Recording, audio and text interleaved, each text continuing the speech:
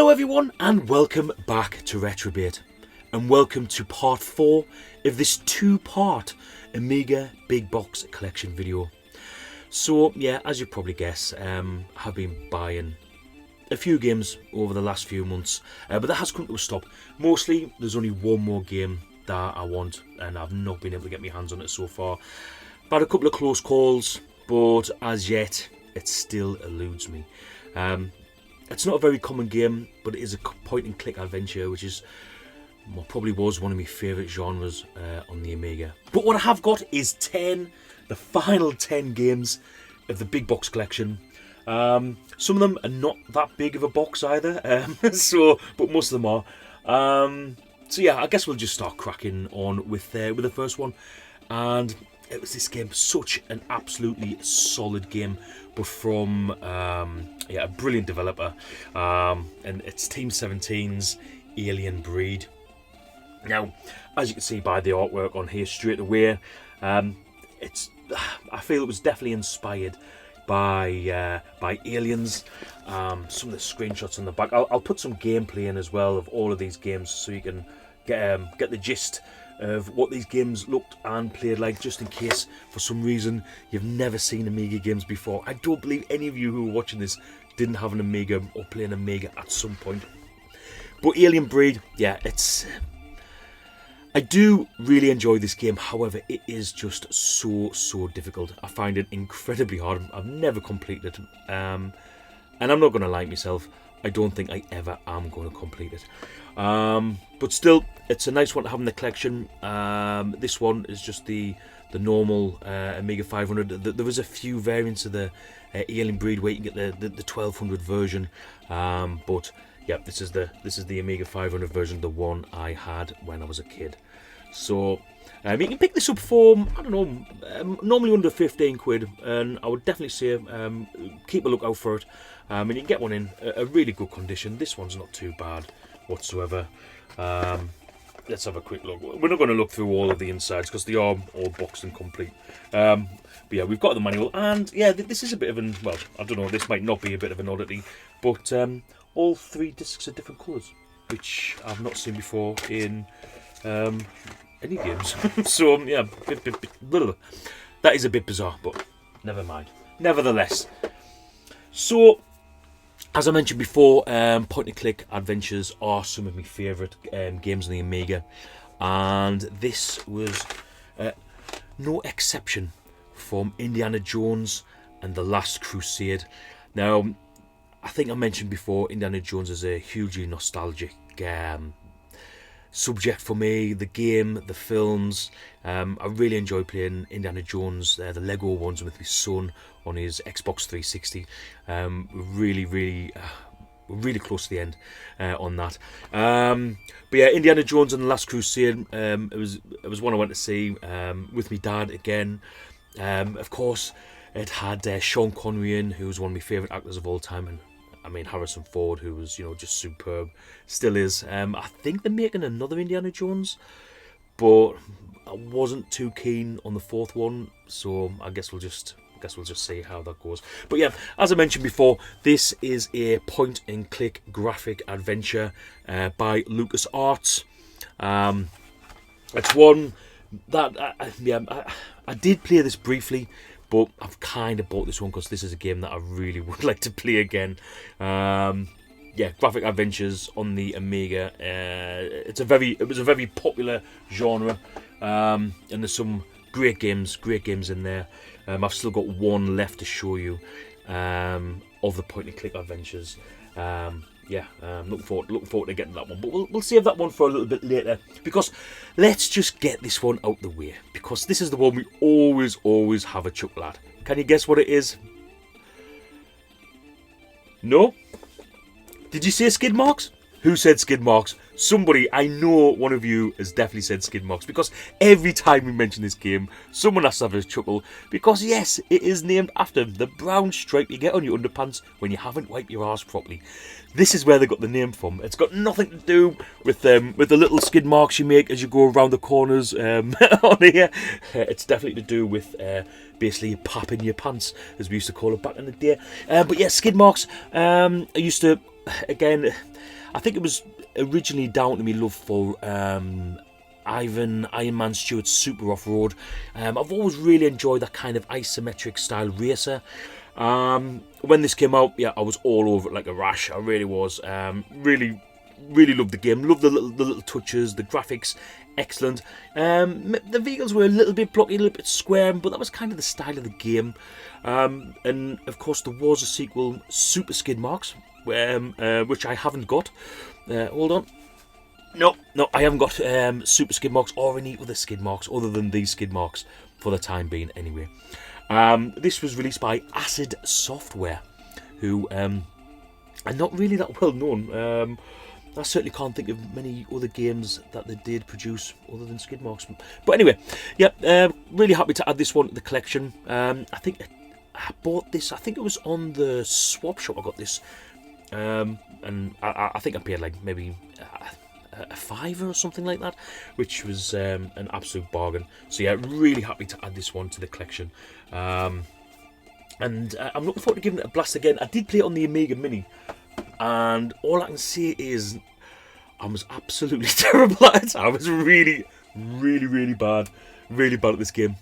Next one is a completely different game, like in every way, shape or form.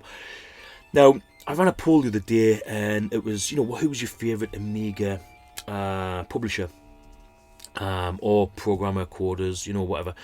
And one I left out was Microproe.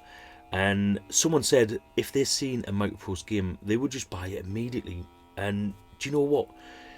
I kind of agree, because Microproe really was quality and they made some amazing games. This was my favourite flight sim. So Gunship 2000 was my favourite, like, overall. But, obviously it's in a helicopter. When it come to aircraft, this was my go-to game back in the day. Jesus, this is heavy, man. This is still heavy. And it was Microproe's F-19 Stealth Fighter. Now, with this game, it was more than just like dogfighting and stuff like that. You had to work out the Doppler radar, I think it was, fly-by-wire, so you were flying like certain angles as to not, to keep your radar signature like low, so you could get in, get out, etc. Of course, there was always the odd dogfight. You always ended up getting caught by someone. There was always, it always went down that. And do you know what? Some of the missions you wanted to, some you didn't. But as you can see on the back there, it was a great game. It was a quality game. I've just noticed on the front there it says not compatible, will not function in USA or Canada. So yeah, of course this will be the PAL version rather than the NTSC. But yeah, this was a great game for bombing runs, and it was like a tactical flying sim, and I think that's why I like this so much. There's a massive book in there. It weighs an absolute ton. It really does. Moving on to the next one, and this game is a sequel to a game that I really did enjoy. However, as time's gone on, I've tend to like it less than what I did then. Mainly, I think it's me that's changed. Obviously, the game's exactly the same, but I just find it really busy. Like, there's just so much going on. It's like almost like a graphical overload. I find it really difficult to see what's going on in the game. This one I think wasn't as bad as the first, so maybe they got some feedback and took that on board. But this game is Zool 2, which is by Gremlin Graphics, and of course he's from the Nth Dimension. And yeah, the reason why I say that is because, about the graphics. If you look on the back, they do look a lot less busy than what they were on the first one. 6 huge levels. You can play as Zool or Zoos. Yep, there was the female character in this one, and the male character. So that was a little bit different for back in the day. Obviously, there just tended to be a lot of games had only male characters. So yeah, it's good to see that the lasses have got someone to play if they wish on this one. But that was Zool 2, which again I did really like back in the day, but these days I find it a very, I don't know, I just haven't got the patience for it anymore, and I think I just fell out of love with kind of like platforming games where you've got to like collect like so much stuff.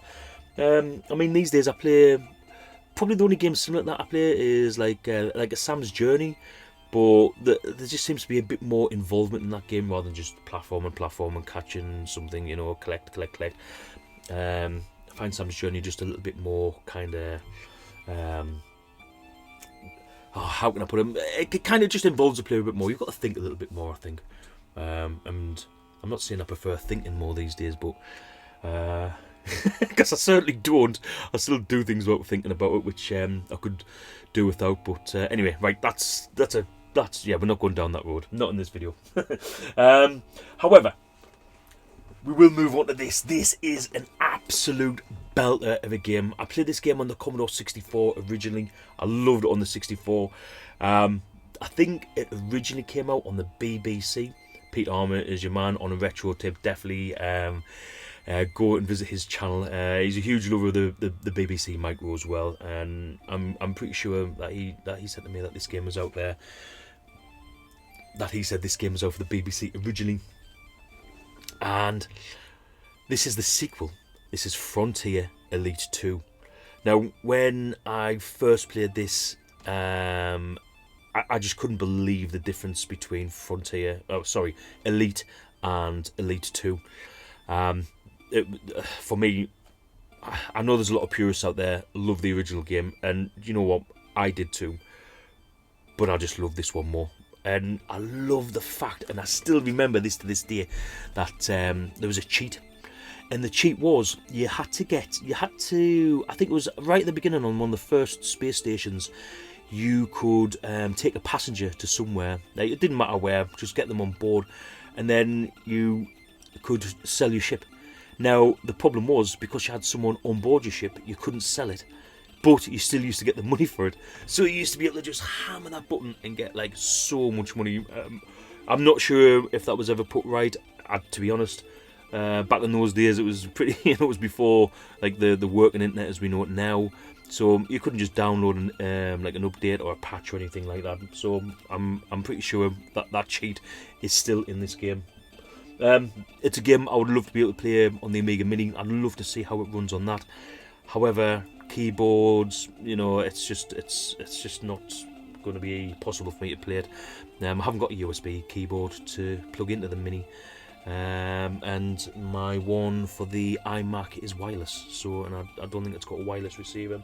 So for the time being, this will only be able to be played on my original Amiga 1200, which is I don't know, it's been having a bit of a rest, and there's a few bits getting sorted on it. It's been sent down to Steve, 8-bit Retro Refix. He's doing a bit of recapping on there for me, because I tried to do it and it all went terribly wrong. It really did. So hopefully he's going to be able to save my Amiga 1200. But yeah, definitely if you're playing this, I would play it on an Amiga 1200 as well. I did run it up on the Amiga 600, and yeah, it's, unless you've got some sort of like acceleration in there, then I wouldn't be attempting this anytime soon on a stock 600. I mean, if I remember rightly, it was quite jerky on the Amiga 1200, but with a couple of upgrades, it really does run very well indeed. So yeah, quick few screenshots there. I'll obviously, as I said before, I'll put some gameplay footage so you guys can see it. And then we're going to move on to the last four. And these are probably some of my favourite Amiga games of all time. Strategy games, war strategy games. Absolutely adore them. A huge lover of Risk. It's one of the few games I have on my mobile phone is a version of Risk. But this game was kind of like Risk, but in outer space. It was quite simple, like there wasn't a whole lot to this game, but I think that's why I enjoyed it so much. A lot of strategy games, they're so in-depth that it almost puts you off. Like an 11, 12, 13-year-old me, it would definitely put off. I wanted something I could just get stuck straight into. And this game done exactly that for me. Now, this game is called Supremacy. So Supremacy, you're in charge of like I think if I remember rightly, it was like over like a solar system, and you would have to like you could like jump to like different planets, and you could train your soldiers so you could have like a massive amount of soldiers, or you could have like less soldiers but with like higher tech. You could change like the anger, like how much like rage they've got. There's all sorts of little tricks like that to play in this game. But Supremacy is, it's got to be, as far as like Risk kind of clones go, this one is my favourite one. It really is. Let's just have a look. If I'm not sure if I've got the poster. It does still comes with the poster. It's got the instructions in there. But yeah, really happy that it comes with a nice version of the poster as well. Love the artwork on the front. It's got a massive manual. Yeah, this was, I spent a lot of time playing this. It's an easy one to start with. It's got a good like difficulty kind of, the way it brings you into the game. It really does. I definitely recommend it. Then we're going to move on to probably one of my favourite. Is it a platformer? Is it a shooter? Is it a run and gun? Is it just all of them? I think so. Turrican on the Amiga. Class game. Amazing music. These are getting really tough to get hold of now. To find any kind of Turricans in decent condition. This one isn't too bad. There's a bit of bowing at the top of the box there, and at the bottom. I'm not really sure how that's happened, but I'm sure I'll be able to put that right somehow. But yeah, I mean, I played this game a hell of a lot on the Commodore 64, and when I moved on to the Amiga, it was one of the first games I had to have. So yeah, I mean, what more can be said about Turrican? It was ported to the Mega Drive, the SNES. Was it Mega Turrican? I think when it went on to the SNES, or was it Turrican 2 when it was went on to the SNES? Was it not? Oh dear me, what's that film now with Dolph Lundgren and Jean-Claude Van Damme? Universal Soldier? Was it Universal Soldier? Is that right? You can tell consoles is not my strong point. However, playing Turrican was, and I completed it on. Do you know what? I can't remember if I completed it on the Amiga or on the Commodore 64. I definitely completed it on one of them. But yeah, this has to go on. Definitely played. If you've got a mini. Look, if you're watching this video and you know your Amiga, you've already played this game, so you know how good it is. And I mean, as far as games like that go, there ain't many better. This one is, I think, better than the first one. Do you agree with that? Do you think Turrican 2 is better than Turrican 1? Obviously, it's a very similar game. And this is what I was saying about big box. I mean, that is, I mean, I've got a big head, but obviously, you know, I mean, this is like the next size down. I don't think they've done any like real proper big. Is this big or is it big? Nah, it's just big. But yeah, Turrican 2, it's just obviously a lot more of Turrican 1. I think they changed it around a little bit with the like the ball, or I think there was a couple of the weapons was different, etc. But yeah, it just felt like a more fluid game, and yeah, I enjoyed the music a lot as well on this game. And yeah, it's just so cool. It brings back so many memories of Turrican and Turrican 2. Great games, really great games. And that brings us to almost the end. It really does.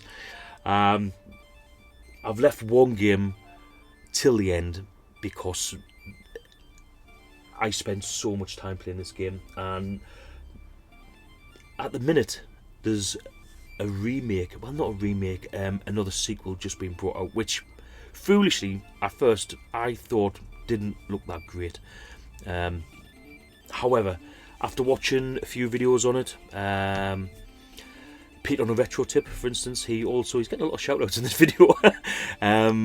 he done a video recently about the latest in this range of games, and of course it is Monkey Island. Monkey Island pretty much sums up the Amiga for me. It was a game where you could just, you could come in after school, see you going upstairs to do your homework. It's not a game where you're screaming. Well, not much anyway. You shouldn't really be screaming that much at the TV when you're playing Monkey Island. It was just a game that you could just get into and just lose yourself in completely. Melee Island, it just kind of consumed you, and just so many great memories of playing this game back in the day. I just really loved it. I really did. I mean, I love Monkey Island 2. Monkey Island 2 is an amazing game. I didn't like Monkey Island 3. I wasn't keen on that. And as I say, the new one, I think it was just when I saw the screenshots and I saw the style of graphics, and I was just like, it's not really for me. However, after seeing the gameplay, after seeing it, and like after when you go in some of the same places as what you do in this game, it brought it all back, and now I absolutely must have a copy of that game. I'm hoping that there's some sort of physical big box comes out, but if not, I'll be buying it, and I think I'll be getting it for the Switch so I can play it on the move as well. But yeah, US Gold or Lucasfilm Games, as it was back then. They're responsible for this. I thought it was quite weird that it's actually got an IBM sticker on the front, but it's got an Amiga sticker on the side. So it's a little bit worn. It's not perfect by any stretch of the imagination. We've got a bit of repair work to do here, but you know what? I know how hard these are to come across at the minute, and it's only going to get harder. So I'm just very, very happy to own Monkey Island and its sequel in my big box collection. Guys, the last game I'm looking for to really complete this collection is a game called Universe. It was made by, I'm pretty sure it's Core Design. It is a point-and-click adventure as well. That I would really, really like to own. If you know anyone who's selling one, or maybe will be willing to swap it for something, then please let me know in the comments. There was another one called Dreamweb as well, but this is where the collecting any games for the Amiga gets you, because you always just think, just that one last one. I really loved that game as well, but where does it stop? But if you do know anyone who's got Dreamweb for sale, let me know. That's it. That is the final. That is all of the Amiga games. We've went through the lot. I really hope you've enjoyed looking at them with me. You can kind of see like the type of gamer that I was, and these are the games that kind of made me the gamer that I am today. And I think the games that you used to play do kind of say a little bit about yourself. But yeah, thanks for taking the time to watch these 4 episodes. As I say, I hope you've enjoyed them. For anyone who's not seen them, please check out episodes 1, 2 and 3. There's just such a varied amount of different types of games in there. I hope that you're seeing games that you used to play and maybe brought back a little bit of nostalgia as well.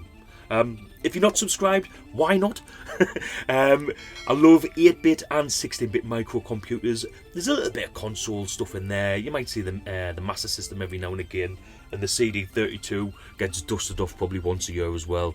If any of that's for your type of viewing pleasure, then yeah, drop me a sub and it'll make me amazingly happy. So anyway, guys, that's it from me. Until next time, goodbye.